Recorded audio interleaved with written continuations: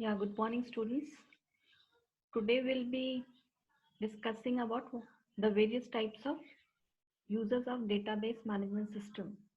Now, basically, we are having four types of database users. They are first one is the naive users, second is the application programmers, third is the sophisticated users, and fourth is the specialized users.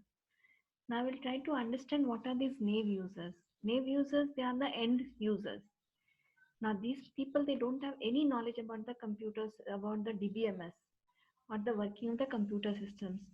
They are just plain clerks who have been placed at different offices for working on certain applications which have been developed on DBMS. Next, we talk about the application programmers. Application programmers are those people who do the programming part of the DBMS. They know the ins and outs of the system. They have knowledge about SQL and things like that. Then we have sophisticated users. Sophisticated users, they have more knowledge about the whole system. They know about the ins and outs of the system, how the menu is related, about the various control process and things like that. Then we have the specialized users. Now these are basically the administrators, people who have expertise. Now these people, they have great knowledge, like they know how to do the backup and recovery once the system fails or crashes, how to get the system up. They have each and every knowledge about the computer system. These are supposed to be people of great expertise. So these are various types of database users. Next, we talk about the database administrator. Who is a database administrator? Now, these are the people who are responsible for defining the schema of the database.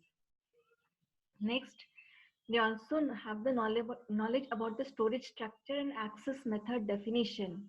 Where is the DBMS stored, whether it is the C drive, D drive, or things like that, and what access mechanisms are being used. Next, they also have a knowledge about the schema or the physical organization of the database. They also know about the future modifications, what possibilities are there for modifying the database. Then they also have the permission to grant authorization. For example, who are the people who can view a certain part of the database. And then the routine maintenance work, like daily storing the database, daily saving the records, and things like that. DBA, they manage all the levels of DBMS model. Next, we'll talk about the architecture. Basically, the DBMS consists of three levels of architecture, and it is also called ANSI Spark architecture or the three schema architecture. Now, this framework is used for describing the structure of specific database systems. In this architecture, the database schemas can be defined at three levels, which we'll be explaining in the next slide. Now, can you see here? We are having the three levels of architecture. We have the three layers. First is the external layer, then the conceptual level, and then the internal layer. So in the external layer, we have the different views. We have different views. Different users, they have got different views. And the second one is the conceptual schema. This basically deals about the logical structure of the database. And lastly, but not the least, internal schema. It basically deals with how the database is physically stored onto the disk. Means whether it is stored on the C drive, D drive, E drive, or things like that. Next, we'll come to the next slide. External view. It is the highest or the top level of data abstraction. Now, this level is concerned with the user. Every external schema describes the part of the database that a particular user is interested in and hides the rest of the database from user. There can be a number of external views for database where n is the number of users. For example, an accounts department may only be interested in the student fee details. It would not be expected to have any interest in the personal information about the students. Next, we talk about the conceptual view. Now, this level is in between the external level and the physical storage view. There is only one conceptual view for single database. It hides the details of the physical storage structure and it basically concentrates on describing entities the data types, relationships, user operations, and constraints. Conceptual level view actually tells us about what data is stored and how data is stored onto the database. Next is the internal view. It is the lowest level of data abstraction.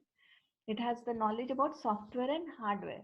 At this level, it keeps the information about the actual representation of the entire database, that is the actual storage of the data on the disk in the form of records or blocks.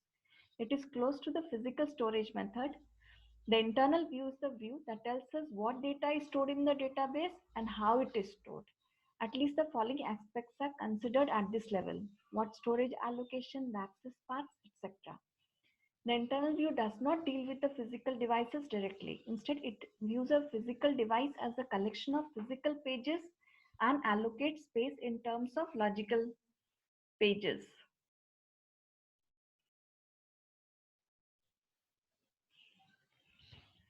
Then we have the three levels of architecture. Internal or physical, we'll just try to sum up what each basically deals with. Internal or physical level, it shows how data is stored inside the system. It is the closest level to the physical storage. This level, it talks about database implementation and describes such things as file organization and access paths of indexes, data compression and encryption techniques, and record placement. Next, the conceptual or the logical level, it basically deals with the modeling of the whole database. The conceptual schema of database is defined in this level. And thirdly is the external level. This level models a user-oriented description of part of the database. The views for individual users are defined by means of external schemas in this level. Now we have the level of DBMS architecture. See, down there you can see the database, how the database is stored onto the physical devices. That is our physical schema. Above the physical schema, we have the conceptual schema. Conceptual schema is basically the how the data is logically stored in the tables. And then the users, the external mapping or the users, we can see different users having the different view. Every person has got his or her own requirements, and based on that they have their own views: view 1, view 2, and view 3. Now, for example, university database, external schema view 1, we can see course info, CID, CNAME, course ID and course name. External schema student info, CID, course ID, and name of the student. Now, conceptual schema, student table, course table, enroll. There are three tables. Now, student table is containing the student ID, name, login, age. Similarly, course is consisting of course ID, course name, credits. Enrolled is consisting of EID, CID, and grades. Enrollment ID, course ID, and grade. Last is the physical schema. Here the relations are stored as unordered files. Index on first column of the students. Everything will have a key. Now, three-level architecture objectives. The internal structure of the database should be unaffected by changes to the physical aspects of storage. The DBA must be able to change the conceptual structure of the database without affecting all users. Mapping. It is the key for providing data independence. Data independence is the capacity to change the schema at one level without having to change the schema at the next higher level. Now, there are two types of data independence available. First is the logical data independence, and second is the physical data independence. Now, we'll see what is logical data independence. Logical data independence, it is provided by external or conceptual mapping. It has the ability to modify the conceptual schema without changing external views or application programs.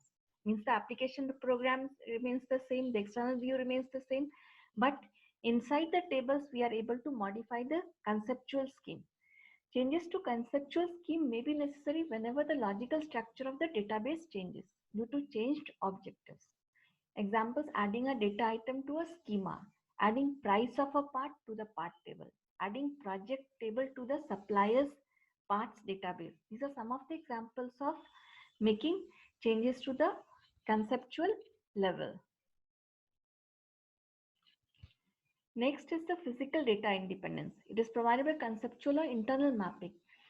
In it, there is an ability to modify internal or physical schema without changing conceptual or view level schema, application program.